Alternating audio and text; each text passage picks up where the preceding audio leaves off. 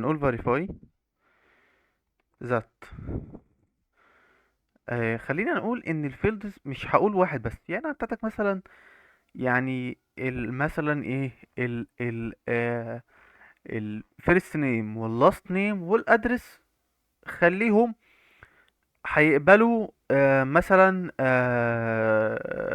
يعني هنجمعهم مع بعض verify that fields.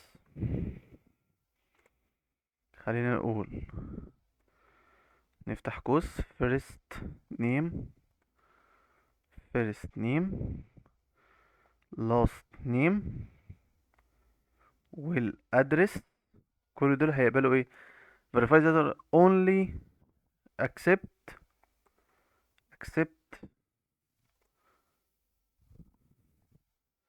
character and numbers.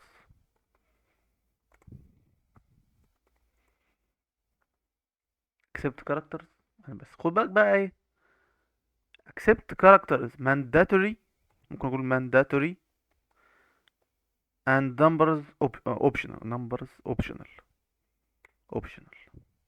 يعني انا بقول لك انه ان هي تقبل كاركترز ده mandatory، ما فيهوش نقاش، لازم تقبل كاركترز. والاوبشن بس، اي حاجه غيرهم ما تقبلهاش بقى.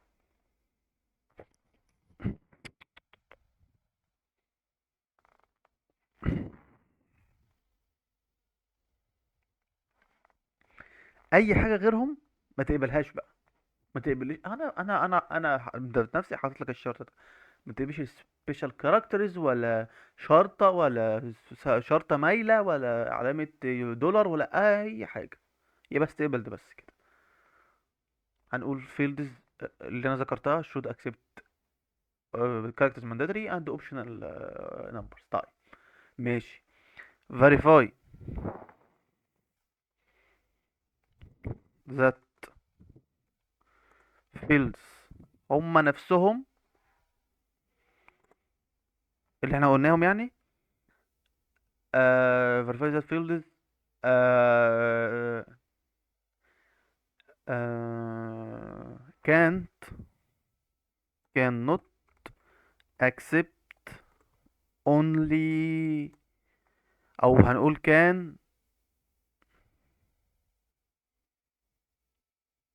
can only accept character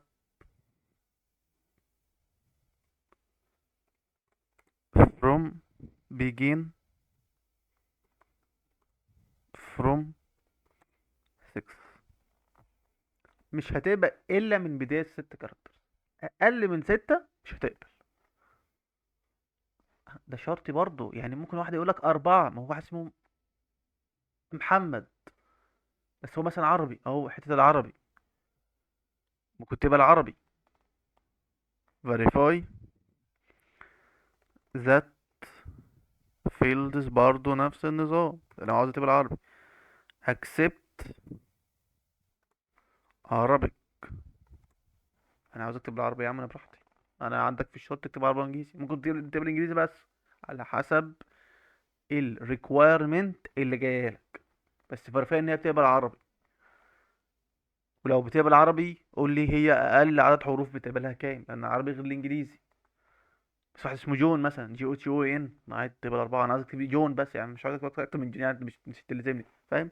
فواحد يقول لك ايه، ممكن تبدأ من 3 عشان في اسماء صغيرة. 3 عشان في اسماء صغيرة. هي دي الايه. تمام. فيريفاي ايه تاني؟ نرجع، احنا كده قلنا ان الفيرست نيم واللاست نيم والادرس يقبلوا كنا اقول لك الليميت بتاع الكتابه، ما انت قلت لي هي 3، وهتقف لحد فين؟ ما ينفعش هيفضل حد يكتب لي اسم مكون من 256 حرف. اعرف برضو نفس القصه، اعرف هي هتقبل لحد فين، ايه الليميتيشنز على الموضوع ده، من اول 3 حروف لحد كام حرف. واحد يقول لك والله هو يعني الاسم هيبقى، اصل انت برضو يعني ايه، انت بتعمل بيزنس، انت يعني العميل برضو مش عيل صغير يعني. فانت برضو بتقول مثلا من 6 حروف ل 30 حرف مثلا، وات ايفر، ل 24 حرف. فبتعمل نفس التسكيت. هي verify that accept begin from 3 characters to 24 characters، يعني من اول 3 حروف لحد 24 حرف. ده الاسم، ده الفيرست نيم واللاست نيم والادرس مثلا. بس كده. طيب، لو احنا بنكتب اكتر من كده، يعني مثلا لو جيت اكتب لك ايه مثلا ايه، خلينا مثلا نكتب هنا نتشيك نكسكيوت عادي قبل ما اقعد اكتب كده. طيب ماشي، نكمل. ماشي، نكمل. في اسم في الدنيا كده. نكمل. ماشي، نكمل. طيب انا مكمل عادي، ما هو مفيش فاليديشن، فاهم؟ فما فيش اسم في الدنيا كده، يعني مفيش اسم في الدنيا بياخد كل ده، فده طبعا بج طبعا. في اسم كده بج برضه، في اسم بيبدأ بوان كاركتر. طب في اسم، اه، هنقوله فيريفاي. طب احنا قلناها في الكاركترز مانداتوري، ما ينفعش بقى انت بقى في التست كيس دي بقى، اللي بتاعت دي اللي هي فين، اه دي مانداتوري. ما ينفعش بقى تقبل حروف بس، لان انا قلت لك كاركترز مانداتوري، لازم تقبل كاركترز مانداتوري. ما ينفعش تقبل بس ايه، ارقام بس. لو لقيت ارقام بس يبقى ده بج. تمام. ايه الفاليديشن على الفيلدز غير كده؟ الفاليديشن على الفيلدز اللي ممكن ان احنا نفاليديت بيها، آم،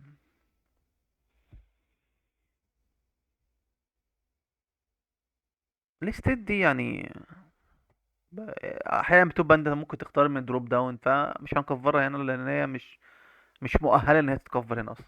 البوستال كود، هنقول verify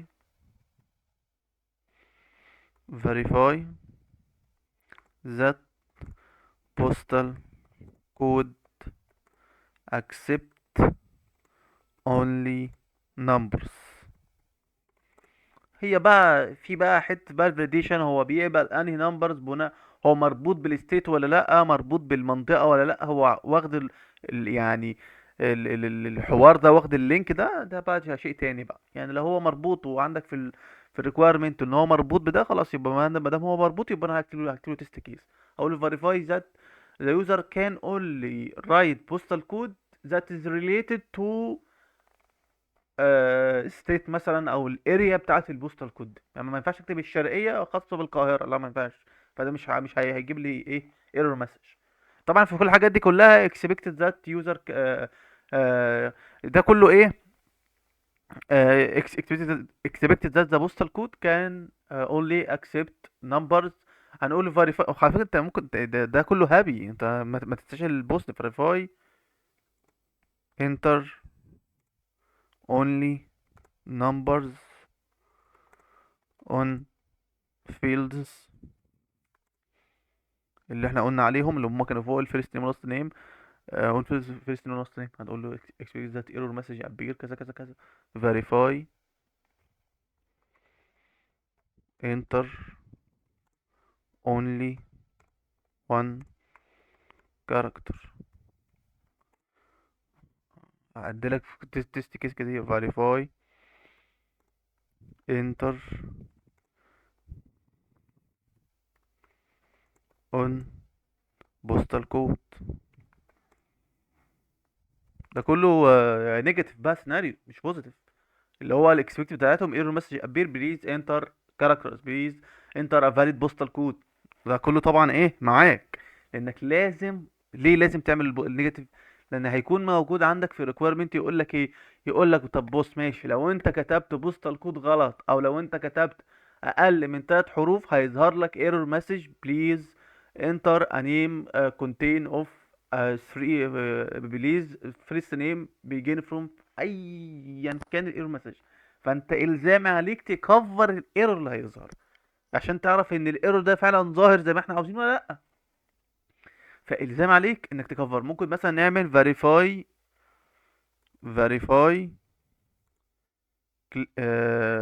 click submit without enter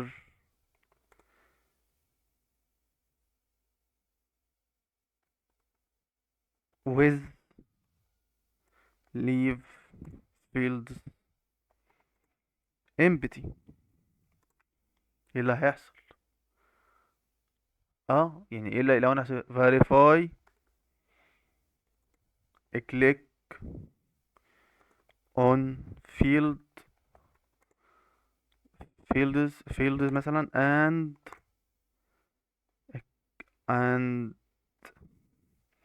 leave empty and click out click out fields. يعني ايه يعني؟ بقول بسرعة طبعا اللي هو اضغط على الفيل زي كده مثلا، روح اكنك هتكتب مثلا وبعدين اطلع اكتب هنا، المفروض طبعا يظهرك هنا يقول ففي كمية بجات ظاهرة معانا مش طبيعية. دي كمية بجات على فكرة، خد بالك دي كمية بجات. فالمفروض تكتب ايه؟ المفروض تطلع كده يقول لك لا انت ما دخلتش this is mandatory، او اللي اي ايرور مسج المفروض تظهر لك زي ما بتظهر. انت لازم تدخل دي. طيب هنيجي نقول verify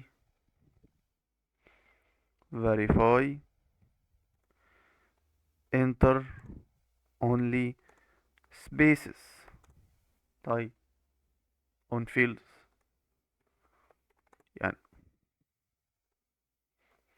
يعني، انا عاوز اكتب only spaces بس فقط لا غير. طب ايه اللي هيحصل؟ اللي هيحصل ان error message should appear please enter values in fields، او اي error message ممكن تظهر لك على حسب الريكويرمنت. فهمنا احنا كده؟ فهمنا ايه المغزى؟ فهمنا ايه السيناريوز اللي بتيجي في دماغنا؟ فهمنا احنا بنكفر ايه؟ بنكفر النيجاتيف، بنكفر البوزيتيف. لو في كل حاجه نيجاتيف it should accept characters and user can click on submit successfully. انا شايف ان انا كده يعني اعتبر كفرت معظم السيناريوز اللي ممكن تيجي. انت ممكن انت تتفرج عليا يعني، ممكن برضو الاوردر سامري يعني verify that the product product information or product data appear successfully on the order summary. verify price it's appear correctly on the... لو احنا عندنا كود خصم verify after apply discount the price appear correct. فكل دي تست كيسز، كل نقطة معينة. خلينا بقى ندخل مثلا على نون ولا حاجة. نون مثلا.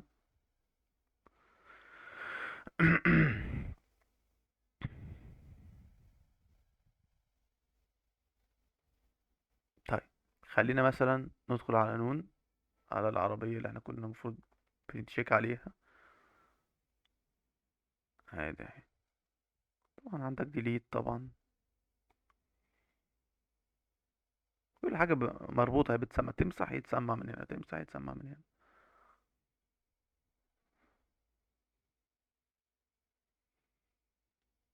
خلينا مثلا ايه، طبعا عندك اهو كوبون كود. وشوف الحتة بقى verify that the coupon code is only optional، لانه مش mandatory. انا ما عنديش كوبون كود فمش هطبقه، فهو ايه؟ اوبشنال. verify shipping fee. لو الشيبنج فيه عندي مثلا 50 جنيه it's apply it's added to total price or not. خد بالك معايا، خليك بصحصح معايا، لان دي كلها سيناريوز وممكن تسقط من حد منكم. لا كمل يا باشا، تشيك اوت. ماشي. يعني هيجي لك رسالة. طب هو لازم يجي لي رسالة؟ اه شكله مش هينفع هنا. خلينا نروح لحاجة زي امازون مثلا. امازون شندون شكله مش عارف ايه.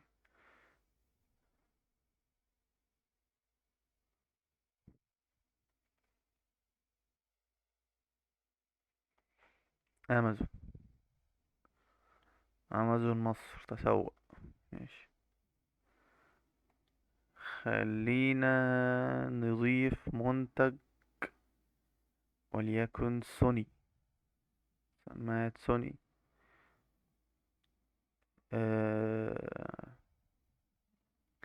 اد تو كارت. ادد. اد الكارت. بروسيس تو باي. اه طبعا هيقول لك ايه ده؟ طبعا ده ده لازم ان احنا ندخل الايميل اول. طب استنوني ثانية بقى اشوف انا ادخل افتكر الايميل بتاعي كان ايه. طيب بعد ما احنا دخلنا الحاجات يعني خلاص احنا هنكمل بقى ايه اللي احنا كنا عاوزين نعمله. طيب ماشي. خد بالك في نقطة معينة، يعني دي انا بعتبرها بج. ليه؟ انا قبل ما ادخل الاكونت بتاعي ضفت منتج للعربية. طيب لما ضفت منتج للعربية طلب مني ان انا ادخل الداتا بتاعتي. فلما دخلتها ودخلت انا بس قصيت الداتا بتاعتي. فلما دخلتها ودخلت دلوقتي على الويب سايت لسه الكارت صفر. طب انا كنت ضفت منتج، فين المنتج ده؟ مش المفروض يظهر لي برضو؟ ولا معرفش انت برضو على حسب ولا ايه؟ ماشي. خلينا برضو يعني ايه نضيف ال خلينا نضيف برضو add to cart. طيب ندخل العربية اهو proceed to buy. ماشي. ماشي. لو في حاجات هقطعها فانا هقطعها هجيب لك بس المهم. طيب ماشي. خلينا بقى ايه ده المهم. هو عاوز ان احنا ايه طبعا احنا كده هو ده اللي كان موجود هناك، اللي انت بس تستخدم الادرس، وبعدين ان انت ايه اللي هو تشيك اوت على طول ويجي لك المنتج يعني ان شاء الله. تمام. خلينا بقى في الفول نيم فيرست اند لاست نيم. طيب خلينا نكتب ايه، او خلينا خد بالك هو في حاجات حاططها مانداتوري ولا كله مانداتوري؟ طيب خلينا نشوف اللينك ما بين الاكوادور ومصر. اه طبعا شايل الحاجات. ماشي في لينك في الموضوع ده. دي احنا بنشيكها طبعا ان احنا هيظهر الموبايل ولا لا. طيب خلينا نكتب مثلا ارقام. اه بص بقى الايرور مسج زي ما بقولك عليه. please provide a valid phone number. يعني هو كده مش يعني انت كاتب لي ايه. خلينا مثلا المفروض نبدأ زي ما خلينا مثلا السعودية بتبدأ بكده تقريبا. please provide a valid number. خلينا نكتب اي رقم معين 010 8 7 7 6 6 5 5. ده valid number بالنسبة لنا. ماشي. street name. خلينا نكتب هو مديك مثال تحت طبعا في الهولدر نيم 9 9 9. مفيش اريا اسمها كان في بقى في validation هنا، بس هنا مفيش validation. ستريت نيم 9 في الشارع 9 مثلا. بس ماشي. نيجي بقى في فيرست نيم نكتب دبليو، او نكتب 8. مفيش حد اسمه 8 يعني، بس ماشي. خلينا مثلا العاشر من رمضان. ها ديستراكت اي حاجة. government طبعا هو اختارها لي دايركت تبع الشرقية، دي حاجة تمام ممكن اعملها تست كيس. طيب nearest landmark ما اختارهاش. ادرس طيب. هشوف برضو الحاجات دي عندي في الجراند مانداتري ولا لا. use this address. ايوه. لا no thanks. ايوه بدأ بقى يجيب لي ايه الفاليديشن عندي. قال لي مفيش state building cannot be the same. ماشي يعني انت يعني لو عملت 8 هيقبل يعني. خلينا نجرب مع بعض. use this address. مم. طيب ضاف الايه العنوان بتاعي. طبعا انا بالنسبه لي دي بج. مفيش حاجه اسمها عنوان 9 8 10. يعني هو اللي هيروح على العنوان ده هيروح ازاي؟ يعني لو حد هيروح على ايه 8 و9 دي انا بالنسبه لي دي بج. وبعدين ايه اللي يعني معلش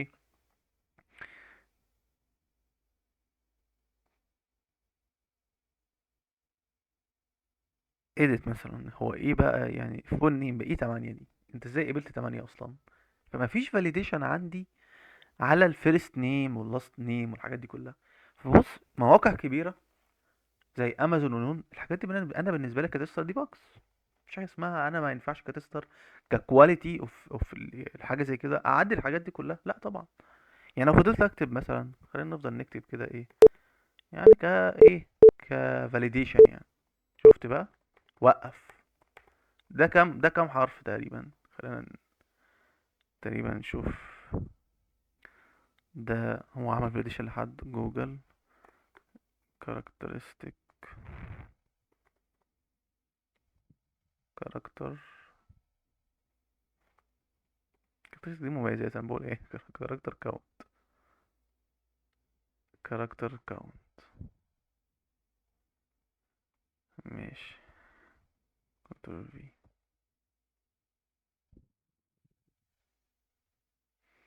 الجملة واحد، الكاركتر ويز سبيس 50، هما 50 يعني هي ما ينفعش تقبل اكتر من 50. يعني انت حاطط لي يعني انت حاطط معنى كده ان انت مهتم بالموضوع، وحاطط 50 حرف عندك ما يقبلش. طب انت ليه قبلت عندي حرف واحد وكمان رقم؟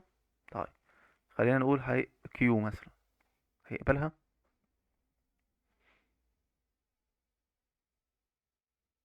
قبلها.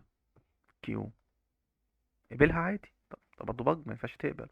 فتكون حاطط لي برضه فاليديشن على لو حطيت حرف واحد. هو ما حطش فاليديشن انا على حرف واحد، يبقى الديفلوبر او اللي كان بيتست ما حطش الفاليديشن على الموضوع ده.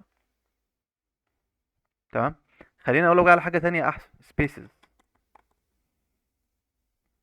شوف بقى، دي هتبقى موجوده في امازون اعتقد، يعني المفروض ما تكونش موجوده. مفروض.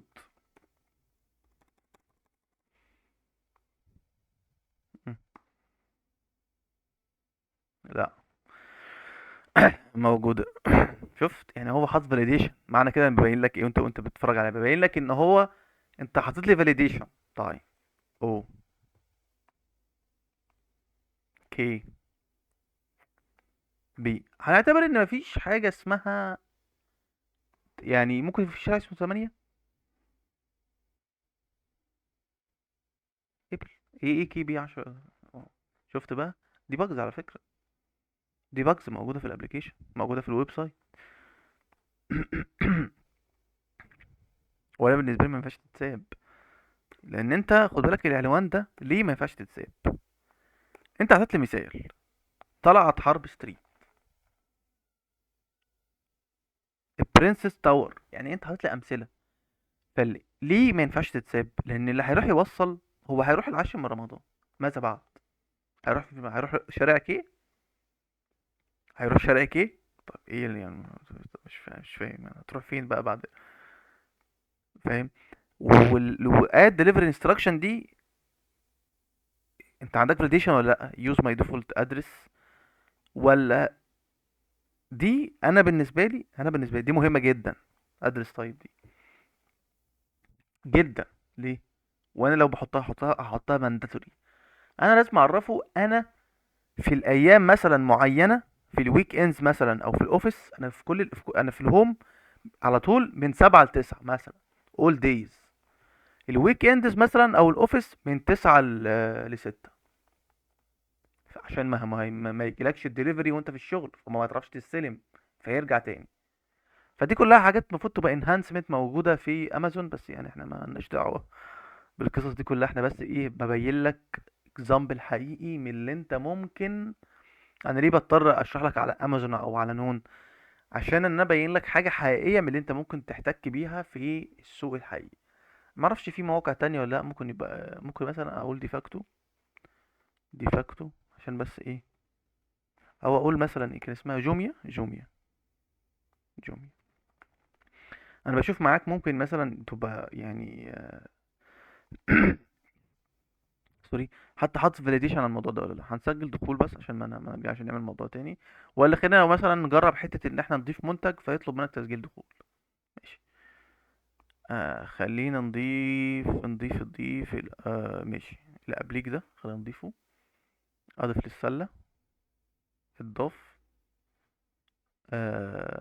سلة التسوق. فين ان انا اقدر ان انا، فين كونتينيو الشيبنج؟ مش فاهم. الاجمالي 269. يعني ايه؟ مش فاهم. طب فين طيب؟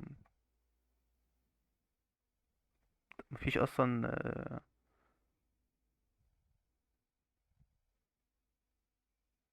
ايه ده بقى؟ ماشي. انا برضو هقط وبعدين هدخل وارجع لكم تاني. كنت بتكلم عليه ان ده بج. ليه بقى؟ بص يا سيدي، لما كنا في امازون، ايه اللي كان حصل؟ كان حصل ان انا لما كنت ضفت منتج وانا مش مسجل في الموقع، ولما جيت سجلت جابني على الصفحه الرئيسيه عادي، من غير ما يوديني على ايه، على المنتج. هنا بقى في جوميا ايه اللي حصل عشان اعرف ان ده بج؟ في جوميا اللي حصل لما انا كنت مش مسجل وضفت منتج قدامك وجيت دلوقتي سجلت وحطيت بياناتي، جابني على طول على ان انا اضيف عنوان عشان ااكد الطلب، والطلب قدامك اهو اللي كان ب 269. ارجع في الفيديو هتلاقي هو نفس الطلب.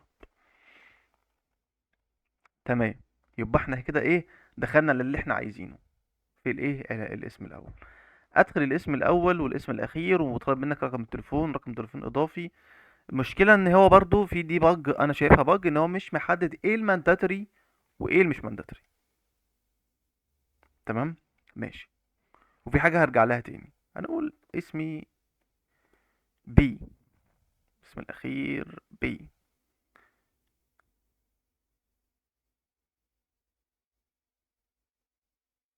العنوان بي، بي برضه، او نخليها او عشان ما يقوليش رجاء المدينة يا عم، انا من اي حاجة. ليه مثلا؟ بس هو ما شاء الله محدد يعني، محدد، لا محدد يعني. ها، لا محدد يعني حاجات كتير. دي حاجة صراحة تقريبا أول مرة أشوفها، يعني في حاجات يعني مدينة نصر مثلا، أو أي حاجة. أنا واخد بقى دجلة مثلا، أي حاجة. ماشي. خلينا شوف هيطلب مني الكود. ما هو الكود بتاع رقم حفظ. طيب، معلومات مطلوبة. ماشي يا سيدي، خلينا نقول 0 10 8 8 9 9 6 6 7 7. او خلينا نقول الاول نختبر عنده حتة الايه، الحفظ. برضو مفيش حاجة اسمها كده. ماشي. خلينا 0 10 7 7 9 9 8 8 9. ماشي. هنقول حفظ. شفتوا بقى اللي انا بقول لكم عليه؟ انا ما بجيبش حاجة من عندي اهو. قال لك ايه؟ يجب أن يحتوي هذا الحقل على 2 أحرف على الأقل. يجب أن يحتوي هذا الحقل على 2 أحرف على الأقل. يجب أن يحتوي هذا الحقل، شوف عشان عنوان، 4 أحرف على الأقل. إيه؟ 4 أحرف، 4 أحرف على الأقل. شفت بقى؟ عشان تعرف إن في باجز موجودة في أمازون. طيب عشان ده جوميا أهو، أنا قلت أكد لك بمثال بسيط حلو والله. ماشي. أنا والله لسه بتسمعك لأول مرة الحاجات دي كلها. أشوف له مثلا إيه، هيقبل يعني هيفضل قابل ولا لأ. احنا بنضيف ايه كتير قوي عشان نشوف يفضل يقبل لحد فين ويفضل يقبل لحد فين.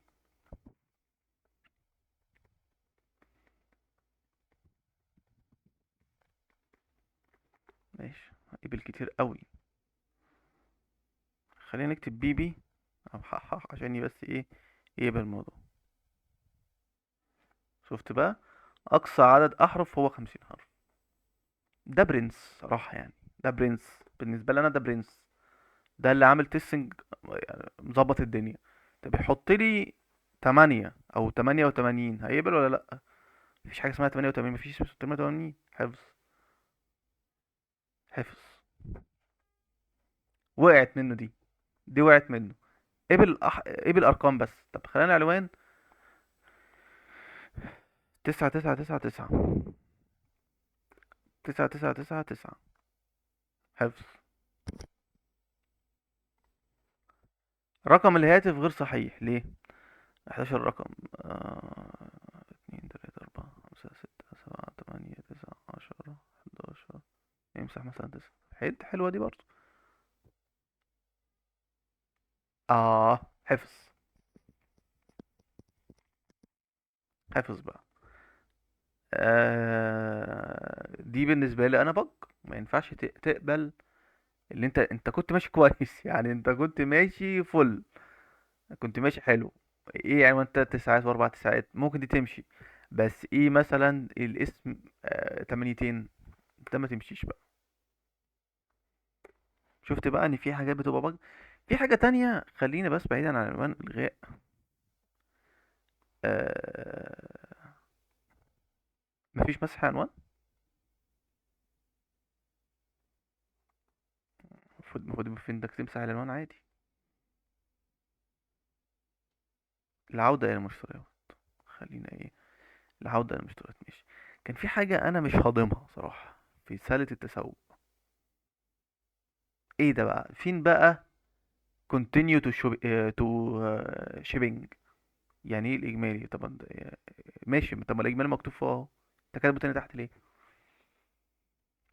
دي يو اي بج على فكرة.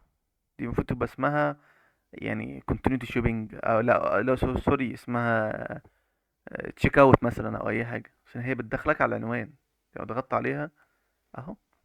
طب امال ايه طيب؟ يعني امال ايه طيب بقى؟ امال اللي انتوا عاملين كده ليه؟ طيب خلينا نضيف حاجه تانية للعربيه. يا جماعه ريلز حقيقيه اهي. اضيف لسله التسوق، الانتقال للسله. اه عاوزك تضيف كام منتج يعني. شفت بقى، هو عنده بس اونلي وان ليفت، شوف. مش راضي يضيف تاني اهو. طيب الانتقال الى السله، برضو الاجمالي. خد بالك هو هنا مش كويس، يعني ليه؟ هو هنا مش، هو حاسب الحسبة صح، بس هو يعني في شوية باجز كده في جوميا في اليو اي، ان هو المفروض يقول لك انت عندك في الملخص عندك لا هو عادي. لا مش، لا هنا دي ماشي، عشان هو جايبه لك على اليمين، فالمفروض هنا تبقى ماشي، مفيش مشكلة. بس دي اللي فيها دي بجاية يعني. ماشي. ماشي. طبعا إزالة هتتشال كويس. إزالة المنتج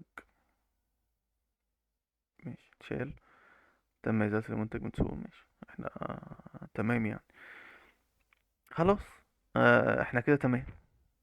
فهمتوا بقى انا عاوز اعرفكم ايه؟ فهمتوا؟ بس معلش خلينا نجرب مع بعض حاجة تانية، اللي هي حتة ان احنا نشوف موبايل مثلا نضيف منه يعني اكتر من 3. نشوف القصة اللي كانت في نون دي ايه. خلينا في الموبايل ده. برضو يونت ليفت واحد، لا احنا عاوزين حاجة آه، موجود منها كتير.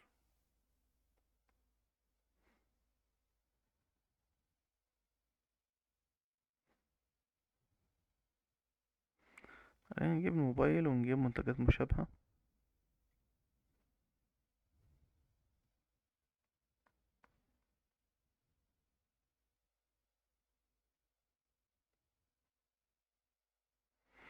خلينا نجيب شنطة، لان ستوك يعني في منها كتير يعني. طيب